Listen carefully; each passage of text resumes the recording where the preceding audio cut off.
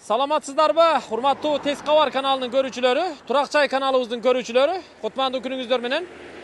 Көңүл буруңуздар, Оштогу 30 адыр айылынан сатыла турган үй көрсөтөбүз. Сатыла турган үйгө сиздер Оштон чыгып 30 адырга кирип келгенде, Ашкабак саткан жерден өткөндөн кийин Кара сууга бурулуш бар. Ушул жол чырактан сол тарапка бурулуп Кара сууга түшүп кетет. Ушул эле жерден сиздер кайра оң тарапка бурулуп жогору чыгасыздар. Eski toğuk fabrikasının ordundагы жаңы конушта жайгашкан. Тугандар, биз азыр трассадан түз жогору көтөрүлүп, кайра сол тарапка бурулуп, тетиги жерден оң тарапка бурулуп, андан бери дагы жүрүп келдик 200 метрдей. Ушул жерге келип, оң тарапка бурулуп, ушул көчөгө киребиз. Сатыла турган үй мына ушул көчөнүн төрүндө жайгашкан. Бул көчө мечитке жетпей оң тарапка бурулуп кетет. Бул жерде мечит дагы жакын экен. Ал эми бул жакта болсо, ушу 30 адырдагы бала бакча бар. Ал жагынан дагы айланып келсе болот. 30 адырдагы жана 2 жылдыз клуб тараптан мындайга айланып келип кирсе да болот. Мечит жактан айланып келип кирип кетет. Барып көрөлү анда, жүрүңүздөр. Эми сиздер алыстабай туруңуздар. Туугандар, биз сатыла турган үйгө жетип келип калдык. Мына ушул маңдайда сиздер көрүп турган 4 бөлмөлүү жаңы курулган тыпыйган чакан үй сатууга коюлуп атат. Жалпы жер аянты 6 сотық. Жайгашкан жерин сиздерге дагы бир жолу көчөсү менен түшүндүрүп берейин. Бул 30 адырдагы тоок фабрикасынын ордундагы жаңы конуш. Ортоңку көчө, азыркы биз көрсөткөн мечитке жетпей эле көчөгө киресиздер дагы 250-300 метрдей жүрүп келесиздер. Көчөнүн аягына жетпей оң тарапта жайгашкан. Жер аянты 6 сотық, узун туурасы оңго 60. Мына ушул кошунанын дуалынын кырынан баштап 10 метр көчө жагын эсептейсиздер. Мына ушул тушка келип калат. Ушул туштан узунунан 60 метр тен аркы чекеге чейин эсептейсиздер. Үйдүн алдынан бир машина батат, нары өткөнгө болот туугандар.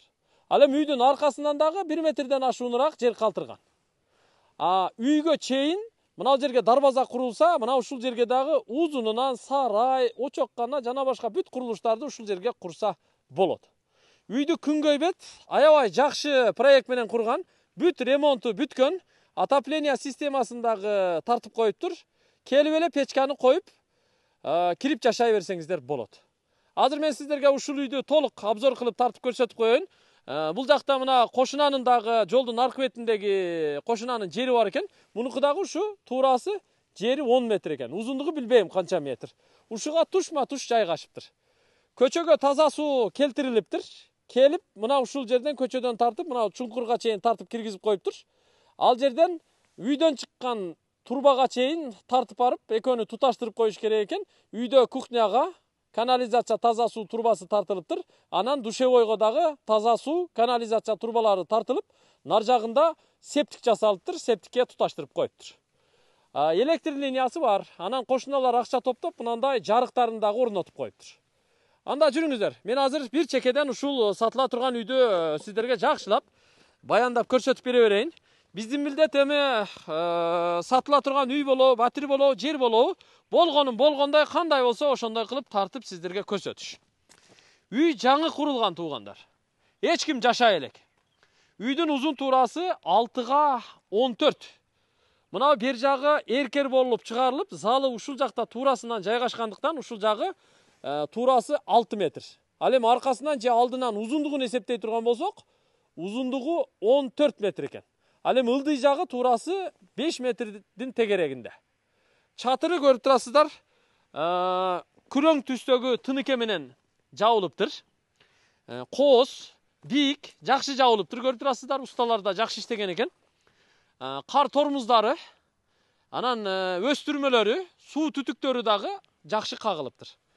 Үйдүн сырткы фасады жана жидкий камень менен жасалып, сары түскө боелуптур. Паласалары дагы, сызындары дагы түшүрүлүптүр. Терезелери дагы чатырдын түсү кандай болсо, ошондой эле күрөң түстө. Бирок пластик терезелер. Анан фундаменттин сырты соколду дагы ошо кара түстө жидкий камень менен кирпич имитациясы менен жасап коюптур. Жери 6 сотық. Түшүндүңүздөр, Жүрүңүздөр туугандар. Үйдүн дуалы гипсоблок менен курулуптур. Анда келиңиздер, үйгө кирели, бир катар көрсөтөлү. Бул үйдүн ички ремонту толук бүткөн. Келип эле кирип жашай берсеңиздер болот. Бул жерге мына тепкич куюлган. Үстүнө козерок жанагындай зонтик жасап алсаңыздар болот. Прикошканын үстү болуп калат. Негизги чоң броң эшигин коюп койгон. Эшикти ачып ичкери киргенде эле мына көрүп турасыздар, үйдүн коридору. Бул коридордун туурасы 1 метрден ашуунураак, 1,5 метрдин тегерегинде. Полу кафел болгон, ламинант болгон. Бардык бөлмөлөрдүкү ушундай ламинант, эшиктин түсү менен окшош. Ачык түстөгү курулуш материалдары колдонулган, дубалдары обой, терезелери пластик, потолок натяжной. Менен бөлмөлөрдү чекеден тааныштырып көрсөтөйүн, Эшиктер бардыгы ошо полдун түсү кандай болсо, ошондой эле түстө хай-тек заманбап эшиктер. 4 бөлмөлүү үйдүн биринчи бөлмөсү, мына ушул бөлмө, бул чоң бөлмө, залы конок бөлмөсү. Туурасы 3,5 метр, ал эми узундугу 5,20. Бул жагы эркер болуп чыгарылгандыктан 3 терезе коюлган. Пластик терезелер, дарчасы дагы пластик.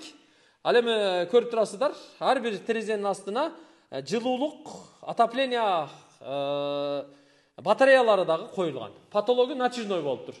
Дубалдары болсо гүлдүү обой. Жылуулук тартылган. Бул биринчи бөлмө болду, чоң бөлмө. Эми кийинки бөлмөлөрдү көрсөтөлү. Бул ортодо ашканасы жайгашкан. Ашкананын узун туурасы 4кө 3. 3кө 4 12 чарчы метр чыгат. Буга дагы жылуулук система тартылган, батарея коюлган. Канализация турбасы бул жака дагы тартылып киргизилиптир. Көрүп турасыздар, мына ашкананын атайын жанагы жууса боло турган обойлору туш кагаздары менен жасалган. Потологу натяжной, полу ламинант. Эми кийинки бөлмөлөргө кирели. Бул жакта ортодо дагы бир бөлмөсү бар. Бул бөлмө уктоочу бөлмө. Узун туурасы 3,5га 3. Туурасы 3 метр, ал эми узундугу болсо 3,5. Потологу натяжной, кермешип, полу болсо ламинант. Бул жака дагы отопление тартылып киргизилген. Андан кийинки бөлмөгө кирели. Төрдө оң жакта жайгашкан, бул жакта дагы бир уктоочу бөлмө. Бул балдар үчүн. Узун туурасы 3кө 3, 9 чарчы метр чыгат. Мында бир терезеси бар, ушу түндүк тарабында жайгашкан. Отопление бул жака дагы тартылып киргизилген. Дубалдагы туш кагаздарынын түсү, полосасы бир өзгөчө. Полу ламинант, потологу натяжной. Бардык бөлмөлөргө люстра ийилсе эле болду. Эми бул жакта душевой бар. Бул төрдөгү эшикти ачып бул жака кире турган болсок, санузел, жылуулук тартылган, унитаз коюлган, жуунуучу жайы. Мына сместилдери, аристондору, форчкалары бардыгы коюлган. Дубалы полу бүт кафел болуп жасалган туугандар. Мына бул жылуулук системасы бүт тартылып, анан сыртка турбасын чыгарып койгон. Эми сыртта мына көчө жактан келе жатканда үйгө жанаша улап туруп, жылуулук системасын, печкасын орнотуп койсо болот бул жака. Мына бул жерден турбаларын чыгарып коюптур. Ылдый да, анан үстүндө турбалар чыгып турат. Ушул жерге котельный орнотуп туруп, печканы орнотуп, жаап, ушул жерге печка орнотуп койсо, буюрса от жакканга аябай жакшы болот. Эми ылдый жагын көрсөтөйүн сиздерге. Ылдый жагына өтө турган болсок, бул жакта болсо ушу бир машинадай дагы мынандай шагалы бар экен. Анан таш бар экен, топурак бар экен. Бул жерде болсо мына септик жасалыптыр. Септикти дагы жасап койгон. Үйдүн түндүк тарабынан көрүнүшү ушундай мынакей. Көрдүңүздөрбү? Үстүндөгү мына бул кукушкадан ичкериге чатырдын ичине кирип чыкса болот экен. Артында болсо 1 метрден ашуунураак жер калтырган. Узундугу болсо ылдыйга чейин барат экен. 60 метр ылдыйраактан бул жагы ушу көчөгө чейин эсептейсиздер да. Ошондо наркы кошунанын дубалынын тушуна чейин барып калат.